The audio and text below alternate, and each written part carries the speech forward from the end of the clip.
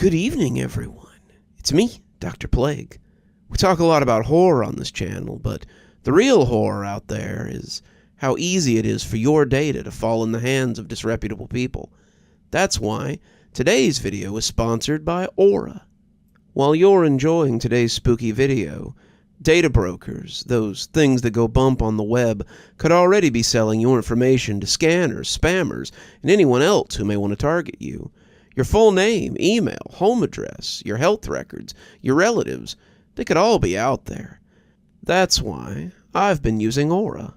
Aura shows me which data brokers are selling my information and automatically submits opt-out requests, just for me.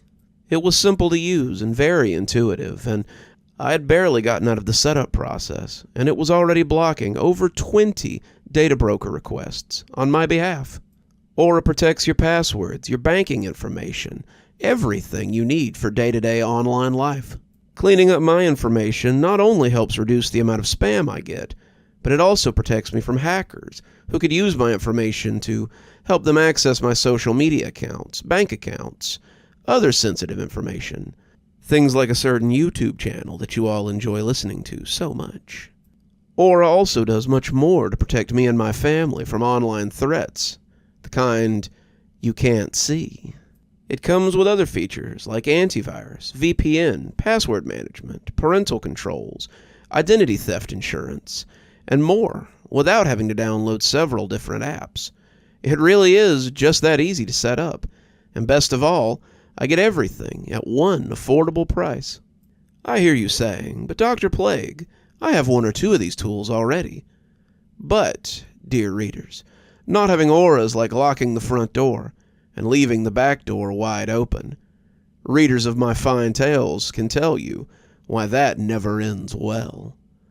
Aura is always on, doing the hard work of keeping me safe so I can focus on other tasks like finishing my latest book or uploading my most recent video. I value my privacy, and I know you value yours. You can go to aura.com, that's AURA.com, to start your 2-week free trial. You can also check out the link below and start your free trial with Aura. So why not give Aura a try and protect yourself from the real monsters out there? And when she came out of the bathroom, her entire class was gone. The 3rd grade class of 77 was never seen again. But they say sometimes you can still hear laughter in the woods outside. The door opened, and we all covered our eyes as Reggie grinned in at us. "I knew you guys would be telling stories again. You should have waited." Becky sighed. Randall chuffed unhappily, and I tried to smile as I told Reggie to close the door before someone saw him. We were in the old equipment storage shed by the playfield, and if an adult saw us, they would make us get out. We like to tell scary stories. The scarier the locale, the better. The old equipment shed had been unanimously decided upon because A, it was home to a lot of creepy crawlies, and B, it didn't let in a lot of light. We had to keep finding new places to tell stories because the ones we had got old pretty quick. You can tell stories in a place for only so long before it stops being scary, but also, sometimes it was because the teachers chased us out. The third reason was stepping in right now and grinning like a shot fox at us. Reggie was the weird kid of PS24, and he had earned that title honestly. It wasn't just because he was overweight to the point of being a blob, and it wasn't just because his hair was full of thick, gross-looking dandruff. It wasn't just because his dad was the janitor and seemed to love the job, or because he ate sauerkraut and onion sandwiches for lunch. The reason was that Reggie just emanated an aura of unsettledness. I got the feeling about him that I got about certain adults or dogs, the ones your parents tell you to stay away from. Reggie had a feeling of danger, of not rightness about him, and it made me uneasy. It didn't help that he had adopted us as his best friends this year. Becky, Randall, and I had been friends since kindergarten, but we had managed to avoid getting too close to Reggie. That had lasted until 4th grade, when we were in Miss Novak's class together. Reggie had decided that we were his best friends. He didn't have any regular friends, and he adopted us as his. This led to a year of smelling his sandwiches at lunch, having him follow us on our playground games, and listening to his wheezy, resting breath as he sat in our pod in class. We had hoped that we would be rid of him at the end of the year, but when our parents had signed us up for summer school care, a kind of after-school care during the summer, we had groaned as Reggie came in and saw us. He explained that the school had agreed to let him attend for free if his dad worked through the summer, and we all prayed that he would be in a different 5th grade class than us when next year rolled around. "Well, since you've already started telling stories, I got a good one," Reggie said. "It's the tale of the skinned raccoon." Reggie started to lay out his story about a skinned raccoon that had been seen one night while his dad worked late, and we all tried to pretend that it wasn't the most gruesome thing we had ever heard. The way he described the raccoon made me think that he had not only really seen it, but that he had probably skinned it himself. He said it had left little red footprints on the floor as it walked away, and his father had been angry when he found them. "We followed them all the way to the woods, but we never did find the raccoon." We all made an appreciatively scared noise, but I think we were all just hoping that he would let us move on. When Mrs. Simon pushed the door open a moment later, telling us this was off limits and we needed to leave, it was almost a relief. We left the shed, trying to kind of lose Reggie as we did, but we knew he'd find us again. It was impossible to hide from Reggie. He knew everywhere and everything about the school, all the hidden nooks and crannies. His dad had keys to any door in the school, and Reggie often borrowed some of them to get into places he shouldn't. His dad always covered for him, for some reason, so he never got in any trouble. It's weird, it was like his dad was scared of him sometimes, but he was a grown-up, and there was no reason that he should have been afraid of him. As we left the shed, running into the sunshine of the triple-digit day, Reggie said something that caught my interest. "That's a shame. I was gonna tell you guys about how I saw the missing kids a few nights ago." The missing kids. That was a big topic of discussion these days. Last year, 4 kids had gone missing from PS24. A 1st grader named Mary Edwards, a 3rd grader named George Tate, a kindergartner named Savannah Marcus, and a 5th grader named Robbie Fust. They had come to school and then just never left. The cameras at the school left a lot to be desired. That's what my dad said, anyway. And they hadn't seen the kids leave school by any of the other exits, either. My dad works for the police department, and he told me I needed to be extra safe until they found whoever was doing this. They suspected a teacher, but the question was, how would they get the kids out? If they were hiding the kids in the school somehow, then they would have been found by now, wouldn't they? They had searched the school a bunch. The disappearance had hung about the school like ghosts, and it sounded like the teachers were afraid that they might lose their job if it kept happening. I thought about what he had said until after lunch and decided I would just have to ask him.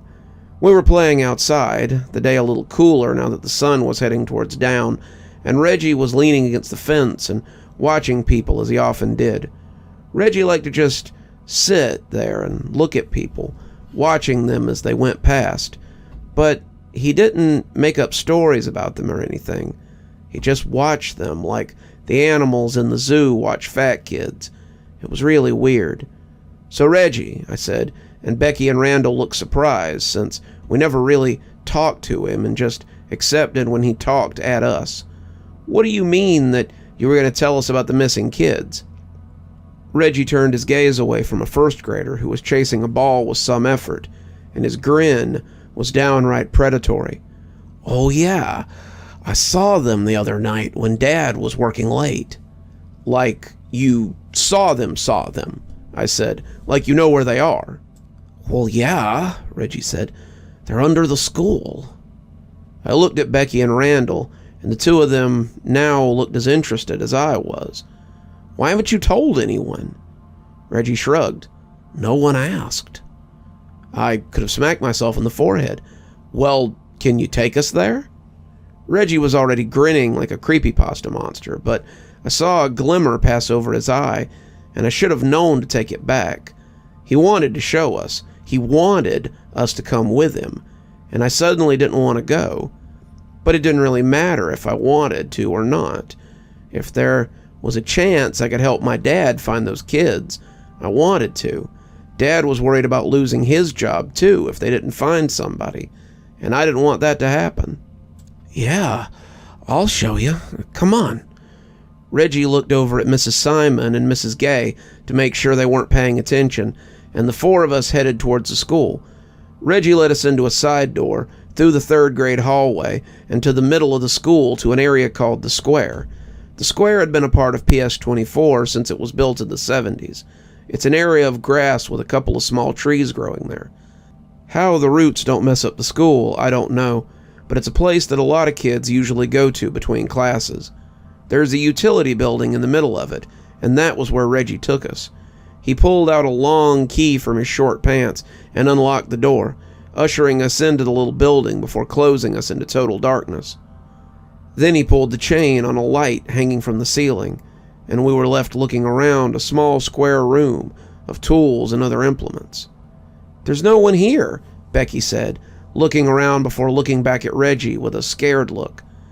"Well, yeah," Reggie said, grabbing an edge of what turned out to be a carpet. "Otherwise, they would have found them by now." He pulled the carpet back and revealed a hatch in the floor. It was flush against the ground, with no wheel or handle to poke out, and if you didn't know it was there, you would never even see the rug. Reggie squeezed a pair of handles and pulled the hatch up to reveal a ladder that led down into the earth. Reggie started climbing down like he'd done it 1,000 times before, and when he saw that we weren't following, he asked us if we were coming. "They're down here. If you want to see them, then you'll have to come down," he said, making his way down again as if the matter was settled. I looked at Randall, but he just shook his head and went for the door. "No way, man. This is way too weird for me." He put a hand on the knob, but when he turned it, the door was locked. I went to look for the flip lock that would let us out, but the other side of the knob had a keyhole. I'd never seen anything like this, and I realized that Reggie had the only key to the door. We were locked in with him, for better or worse, and he would need to let us out again. I looked at the hole and figured it beat being stuck in here.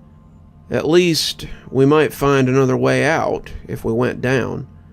We descended the ladder slowly, the darkness thick around us. I tried turning on the light on my watch so we could see a little, but it didn't provide much light. We spread out, trying to find a switch, and when the light suddenly came on, I jumped. We were in a big room, like a storage unit, and it stretched the length of the grassy area above us. The ceiling was metal, the walls were metal, the floor was concrete, and the place was full of boxes. They were stacked up to the ceiling in some places, and I wondered what this place had been before it was just here to store things. We grouped up, moving around as we checked the room, and I saw something speckled on the floor. It looked like someone had spilled juice, or maybe paint, and as we came around a big stack of boxes, I saw another door. This one wasn't locked, and as it came open, we saw that it led down a long hallway that went further into the underground. "What is this place, anyway?" Becky asked, sounding a little scared as we followed the tunnel. "I'm not sure," Randall said, "but my mom told me that she used to go here back in the early 80s, and people used to talk about there being bomb shelters or something under the school. She never saw them, but she said that was something the other kids told stories about." "You think that's what these are?" I asked, seeing a door coming up on our left. Randall shrugged. "Maybe, I guess. It would make sense for it to be in the very middle of the school." We tried the door, but it was locked tight.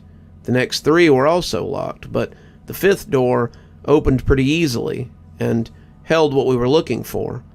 Well, not exactly what we were looking for, but we found the missing kids. The room had been some kind of workroom that had been turned into just another storage room. The boxes that the kids were lying on were drenched in blood. They were dead, thankfully. If they hadn't been, they would have been screaming. They were naked, their clothes lying in rags, and someone had been very busy. Their arms and legs had been removed, the bones broken cruelly. Their stomachs had been opened, their entrails hanging around them like snakes, and a few of them were missing eyes. The little girl, Mary, I thought, had her jaw pulled off and her tongue was missing. Becky started throwing up. Randall sounded like he wanted to scream, and when someone started laughing, I knew we'd stumbled into a trap. It was Reggie, his bulk blocking the door. He had a knife, the long kind you found in a kitchen, and he was grinning like a creep again. He just kept standing there, not trying to come after us, and it was clear that he realized, like we had, that we weren't going anywhere. "Looks like you found the lost kids. Guess it's time to add 3 more to my little collection."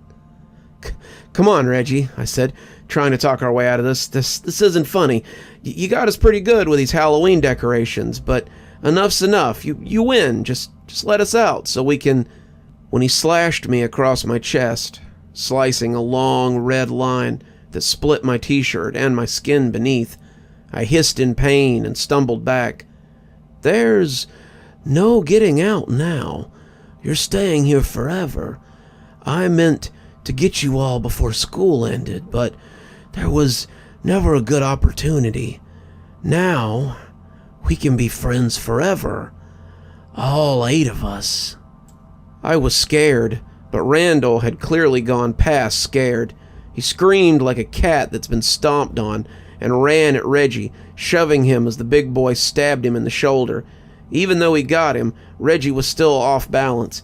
He fell into some of the boxes and we scattered. Randall had gone back the way we came, Becky running after him, but I knew there was no way out that way. I went left, running into the unknown, and when someone roared like an angry beast behind me, I charged heedlessly. I don't know how long I ran. I don't know how far I ran, but when I slammed into a ladder, it was hard enough to make my eyes blur. I shook myself as I started to climb. I couldn't let him catch me. If he caught me, I'd be dead. I climbed and climbed and climbed, and when I got to the top, I pushed at the hatch and almost screamed when it wouldn't move. I pushed and pushed, getting a little bit of give, but it always came back down again. I couldn't make it budge, not even a little bit, and as I shoved at it, I started hearing something down the tunnel behind me. It wasn't loud, not like someone running, but it was feet coming up the concrete. I screamed and shoved at the hatch, feeling it give but not open. I squinted as something fell on my face, dirt or something, and I had to brace my back against the wall so I could use both hands. I got brief flashes of light as I shoved, just the slight glimmer from the edges, and when I heard the laughter from the bottom of the ladder, I kept shoving, praying to God to help me. "Found you," Reggie sing-songed, putting his foot on the bottom rung of the ladder. "You might as well just come down. That hatch doesn't open. I don't know where it comes out at, but it's not gonna help you." He started climbing, and I felt like crying as I shoved at the hatch. My arms were hurting almost as badly as my chest, and I was afraid that he would get me before the latch could open. He would cut my legs, and I'd fall down the ladder. Then he'd do whatever he wanted, probably drag me back to his little room and finish me off. I shoved and shoved, yelling for help as he got closer and closer. He was climbing slow, on purpose, really stretching it out, and his words were muffled by the knife that he held in his teeth. "Scream all you like. No one is coming to help." But we both squinted when the hatch came slowly open, and I saw the faces of about 7 or 8 kids I recognized from the program. They helped me out, yelling for a teacher as Reggie retreated down the ladder. They had seen him, though. They knew he had been down there, and as the teachers came running, I was lying on the grass and breathing heavily. I was in a corner of the field, the back corner by the utility shed, and the kids had been playing kickball when they heard a loud shrieking noise that had come from that direction. It was the hinges on the door, long ago grown over with grass and covered with dirt. They came over and saw it opening and closing, and when they heard me yelling, they came to help pull me out. The group of them had managed to fling it open, and Mrs. Simons was running to see what they were talking about. I breathed a sigh of relief. I told them what had happened, told them how Becky and Randall were still down there, and Mrs. Simons sent someone to call the police, but wouldn't go down there herself. If what you're saying is true, then it would be dangerous for us to go down there until the police get here. They came pretty quick, my dad with them, and I told them the story again and begged them to save my friends before he hurt them. They went down the ladder, guns drawn and flashlights out, and my dad and another officer told me to take them to the shed that Reggie had brought us down from. I took him there, but the door was standing open, and I knew that Reggie had fled. Dad went down the ladder, and to my relief, came up with Becky and Randall. They were scared, but unharmed. They told us how Reggie had come running for the front door and climbed up while they hid behind some boxes. They said he hadn't even noticed them as they ran, and he seemed pretty scared. They took the bodies out in bags, and the whole place was covered in tape. They got Reggie's dad, too, and he told them how he had known there was something off about his son, but he hadn't known what it was. I know it's not right to be afraid of your kid, but I was really afraid that he would kill me one night. The police decided he hadn't had anything to do with it, though I heard the school fired him for knowingly letting Reggie take his keys and get into restricted areas. As for Reggie, no one knows what happened to him. Wherever he ran to, he was never seen again. Now the ghost stories around school are about Reggie and how he's just waiting for his next chance to kill more kids. If they'd been down there in those tunnels that day, if they'd had stood face to face with the psycho while he contemplated killing us, they might not be so quick to tell stories about him. You're still here. Thanks so much for joining us for tonight's spooky tale. If you'd like a little bit more spooky in your life, why not click on one of the videos that appears at the end of our story, or maybe head on over to one of our playlists where you can get your fill of spooky content. If you like your spooky a little more tactile, I've got a new book that's come out. If you'd like your own copy, there's a link below in the description where you can get your own copy of my spooky book. If you like what you see here on the channel and think you might like to support in a more monetized way, then why not come over to Patreon or become a member on YouTube? Speaking of, let's go ahead and thank our members now. Thanks to Civ Garstad, Unicorn Hollow, and Army Dude for being our Spooky Ghost contributors. Thanks to Janet, Lee Kendall, Saikat, Ronda J, Sue Casper, and Valinator for being our Spooky Skeleton contributors. And thanks to Oh Snap, Hi Stacy, Winter, Xaronan, Stephanie Carrington, Tyler Parker, Cinnamon Fox, Grim Reaper, TomBoiTopUwU, and Queen Sheebah for being our Ghostly Reader tier contributors. And a big thanks to Scott Donahue for being our Ghostly Writer tier contributor. Thanks, everyone. We just couldn't do the show without you. If you'd like to support the channel, then come on down to Patreon or become a member on YouTube. Spooky Skeleton tier contributors, that's our $5 tier, get their spooky 12 hours early at 8:30 a.m. as opposed to 8:30 p.m. My time, of course. And while Ghostly Reading is only a tier that's available on Patreon, you get a signed copy of my book anytime I write one on your doorstep in, hopefully, a timely manner.